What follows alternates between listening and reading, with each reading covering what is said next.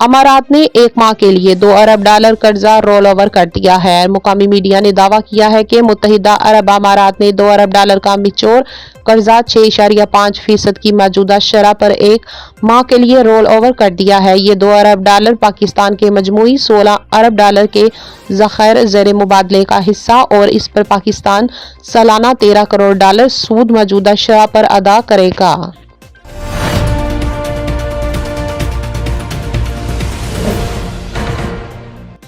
برطانیہ کا ایرانی شخصیات اور ایک ادارے کے خلاف نئی پابندیوں کا اعلان۔ برطانیہ نے انسانی حقوق کی سنگین خلاف ورزیوں کے الزامات پر ایرانی شخصیات اور ایک ادارے کے خلاف نئی پابندیوں کا اعلان کر دیا ہے۔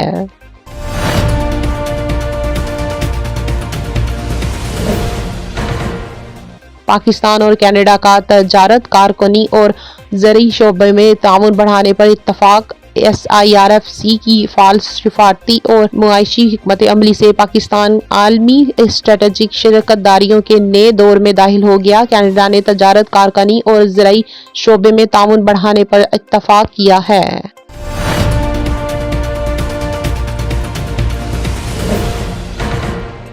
ملکی پیٹرولیم کمپنی نے 47 ارب کی لیوی چوری تسلیم کر لی ہے۔ ملکی پیٹرولیم کمپنی نے 47 ارب کی لیوی چوری تسلیم کر لی ہے۔ ذرائع کے مطابق FIA کا کارپوریٹ کرائم سرکل کراچی کی انکوائری کے بعد ملکی پیٹرولیم کمپنی نے سرکاری خزانے میں $1 ارب کی رقم جمع کروا دی ہے، جبکہ بقیہ رقم کی ادائیگی کے لیے چیکس اور پراپرٹی کو گارنٹی کے طور پر جمع کروا دیا ہے۔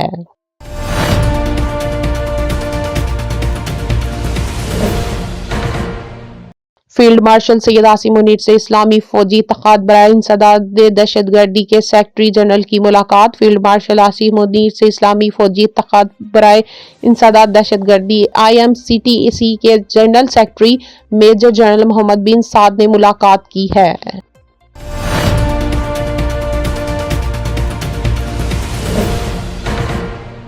اور بھارت کے ساتھ تجارتی معاہدے پر اتفاق رائے ہو گیا۔ ٹرمپ امریکی صدر ڈونلڈ ٹرمپ نے کہا ہے کہ بھارت کے ساتھ تجارتی معاہدے پر اتفاق ہو گیا ہے۔ نجی ٹی وی کی رپورٹ کے مطابق صدر ٹرمپ نے کہا ہے کہ بھارت نے روسی تیل کی خریداری روکنے اور امریکہ اور ونزویلا سے تیل کی خریداری میں اضافے پر بھی اتفاق کیا ہے۔